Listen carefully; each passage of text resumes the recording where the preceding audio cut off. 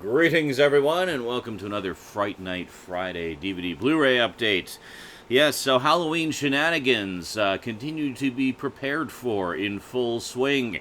So got a few more sort of last-minute additions that I really wanted to cover this year and didn't own, so I needed to get them. Also got a few reacquisitions, just some that I found on the cheap in the local bargain bins, and some new stuff. Well, a lot of new stuff, actually. So let's check it out today on the Multimedia Chronicles.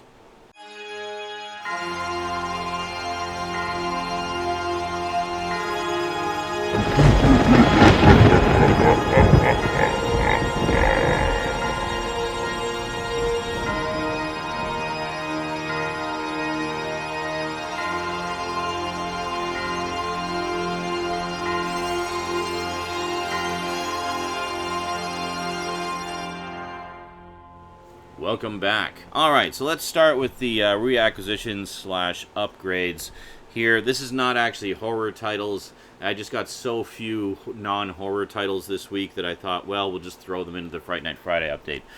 So, reacquired Logan's Run. Yes, I have had this before. It was sold a while back because I just watched it and I figured, well, I can just get it again. Well, I finally got it again. I actually just recently watched the TV series that they did of this short-lived TV series. Really enjoyed it a lot, so I wanted to get the movie again. And there you go. So I need to get the... there was actually a trilogy of books of this, which for some reason, other than the first one, which of course was reprinted a few times to time with the movie, the other two don't seem to have ever had reprints. So... good luck finding them for a decent price. I'll keep an eye out in the used bookstores. Maybe I'll luck out someday. And then, of course, everybody's favorite thing that's made of people, Soylent Green, which I don't think I've ever actually owned this on Blu-ray. I think the last time I saw this was actually on VHS, where I just rented it to check it out because, notable sci-fi classic. And, yeah, this is the first time I've ever owned it on any format. It's one I've been wanting to get into the collection for quite some time, because, of course, it is a classic. And, yeah, good stuff. Next up, this one, of course, I have a super-duper mega deluxe Laserdisc edition of. Maybe we'll do a closer look at it at some point. And found the Digibook here in the 2 for $20 section at Sunrise, so I couldn't pass that up. We've got One Flew Over the Cuckoo's Nest. Yes, this one just swept the Academy Awards that year, and no wonder. It is a wonderful, wonderful film. One of my all-time favorite 70s films. Just fantastic, and this is a very, very nice Digibook. See if we can get a look at some pictures there. There you go. Very nice indeed. Very young Danny DeVito there. Yeah, anyway, great movie. If you've never seen it, cannot possibly recommend it highly enough. Very, very nice. All right, now, on to the horror stuff. Here we go. So first up, picked up Unfriended, also in the 2 for $20 bin.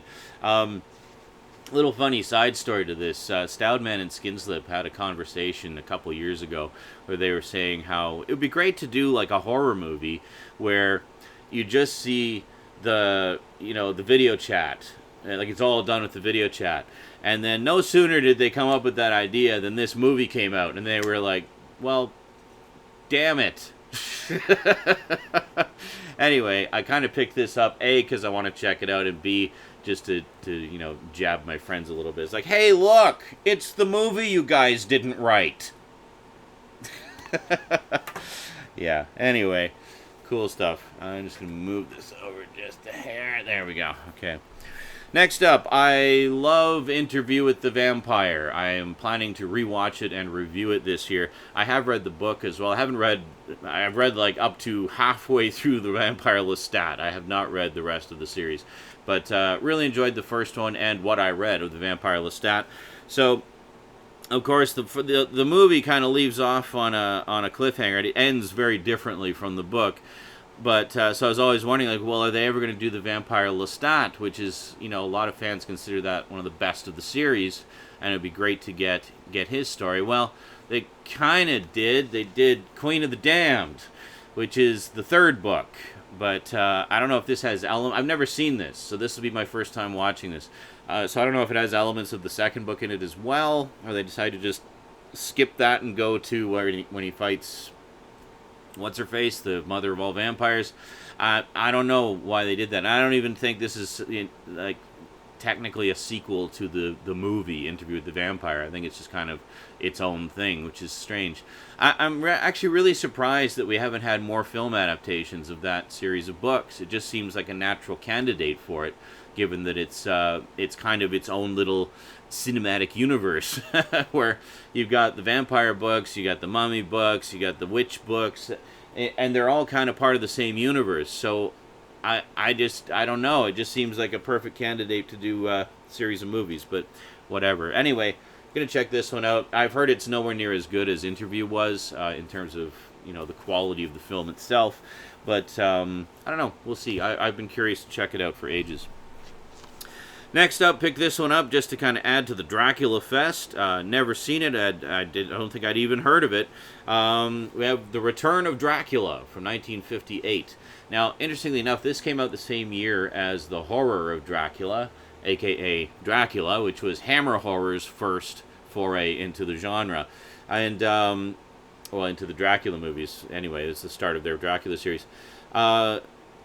So I don't know. It'd be kind of interesting to see. This is I believe an American production. Yeah, it's MGM, and just kind of another Dracula story. And it's not Universal. It's MGM. So kind of strange. It's not Bela Lugosi. It's Francis Lederer.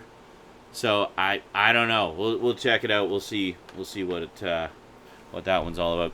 Next up, I was not going to get these right away, but it looks like they may be going out of print, so I decided to pounce on them. A while back, I picked up a movie called The Vampire Lovers from, I forget who released it. I think it was Scream Factory, actually. The Vampire Lovers is the first of a trilogy of films called the Karnstein Trilogy, which are kind of loosely connected by following this family, the Karnstein family of vampires, I guess.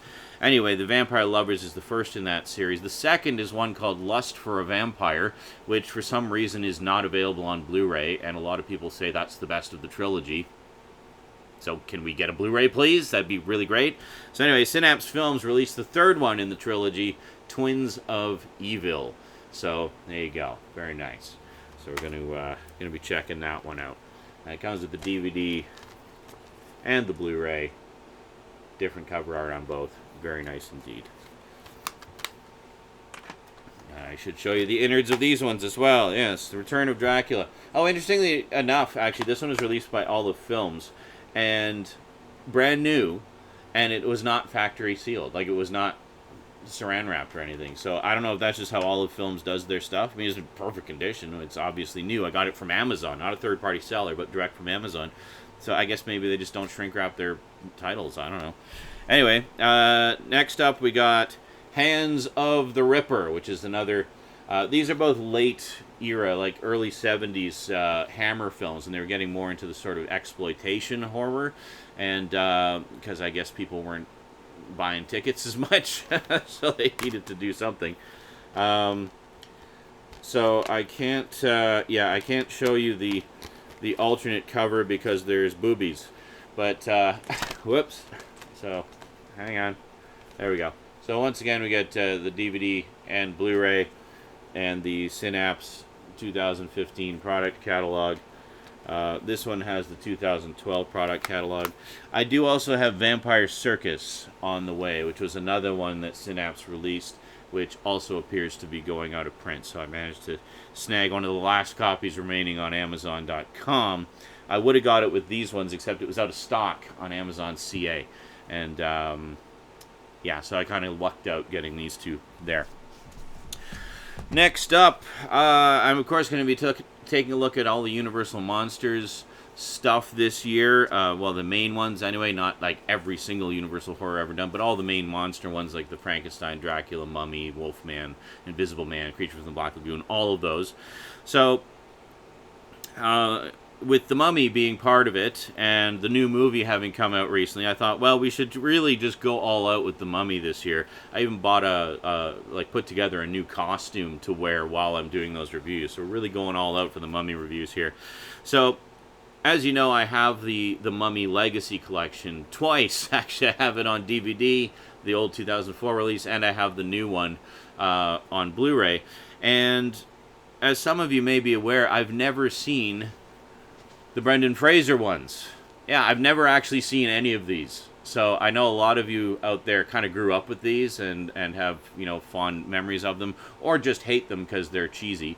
I don't know. Whatever the case may be, I've never seen them, so I thought it was about time I checked them out. And I guess, as luck would have it, to tie in with the new movie, they put out this lovely Ultimate Collection Blu-ray set, which contains the first three movies and all three movies and the first Scorpion King.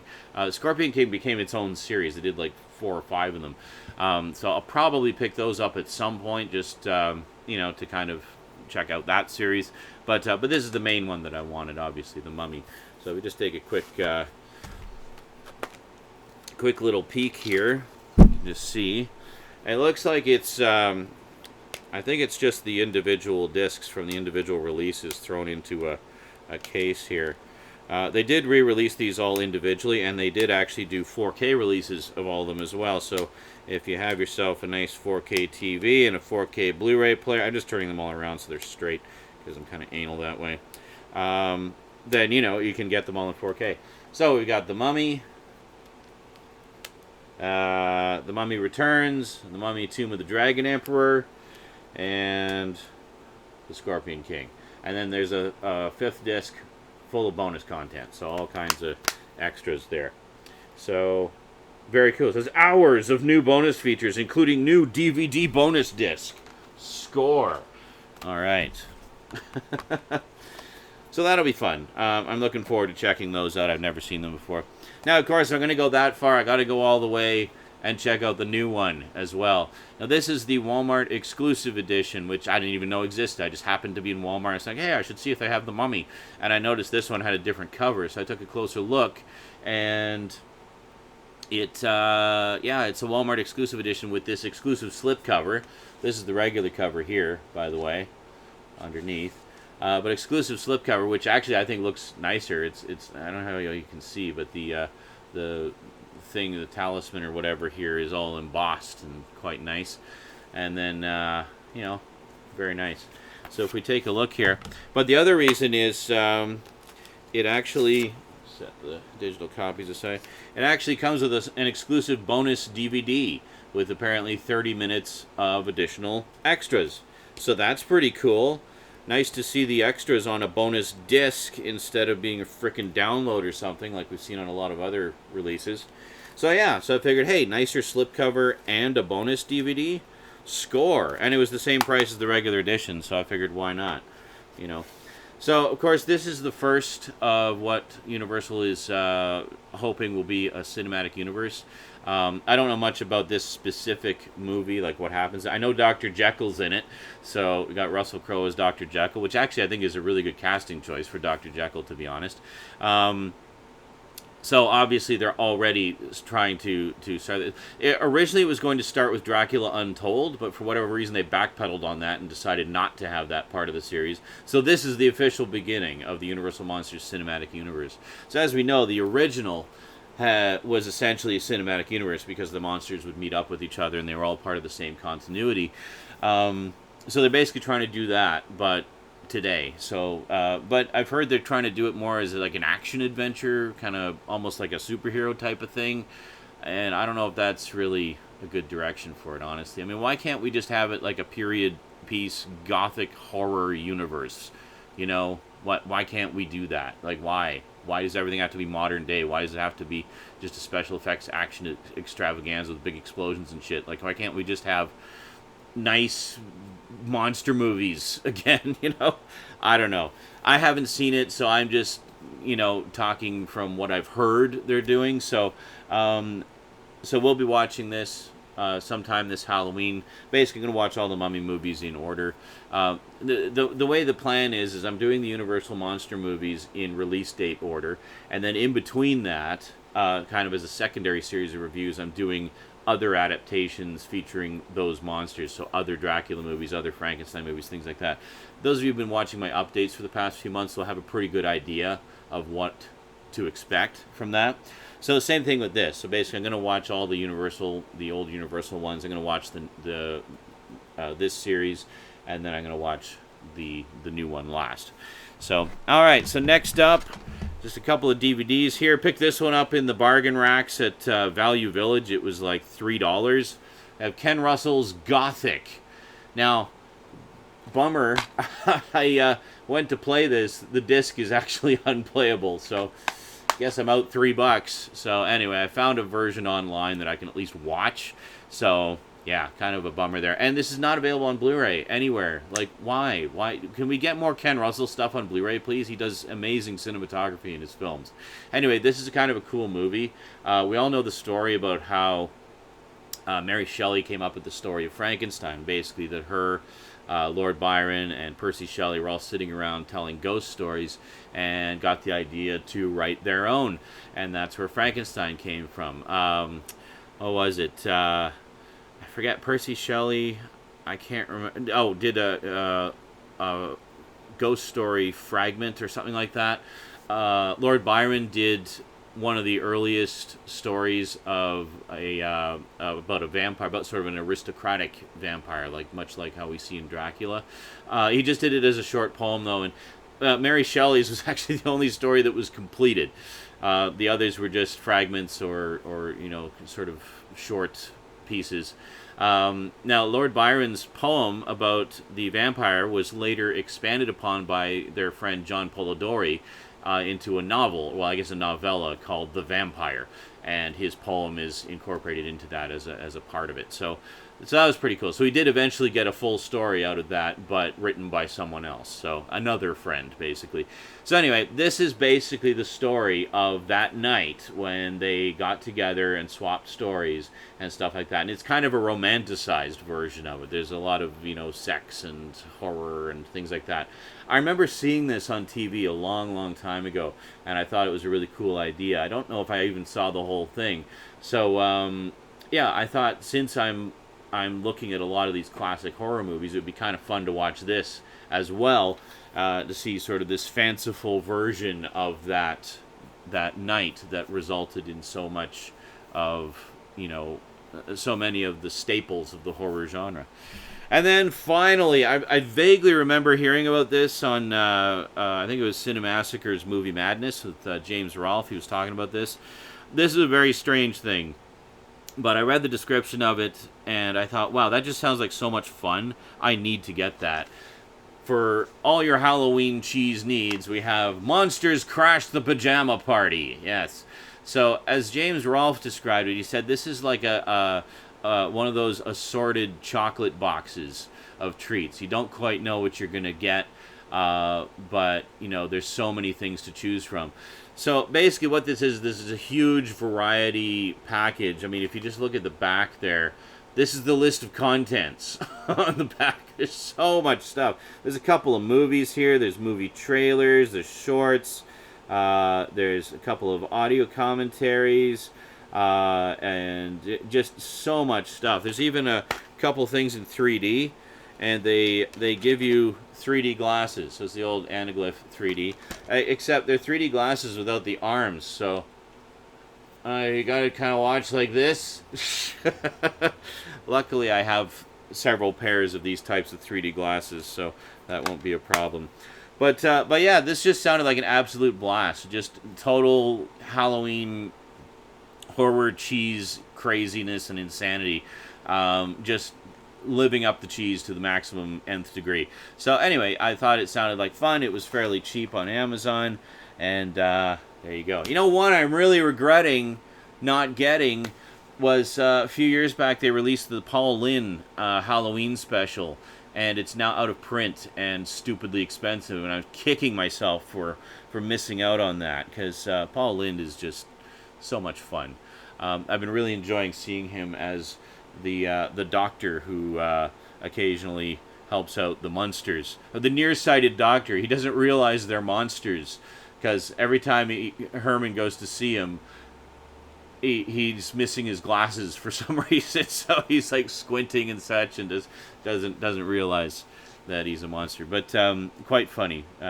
Anyway, yeah. So there you go. So quite a grab bag of stuff here. So I think that's pretty much everything I need for this year's Halloween Fest. The Mummy was really the last sort of big holdout.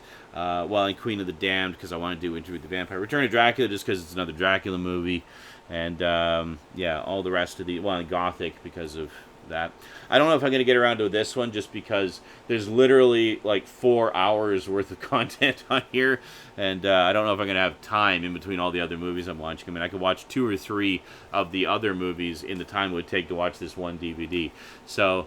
might save that for another time, or might just kind of generally talk about it, because I think I covered it all right there. And honestly, I don't think I can cover it better than James Rolfe did anyway.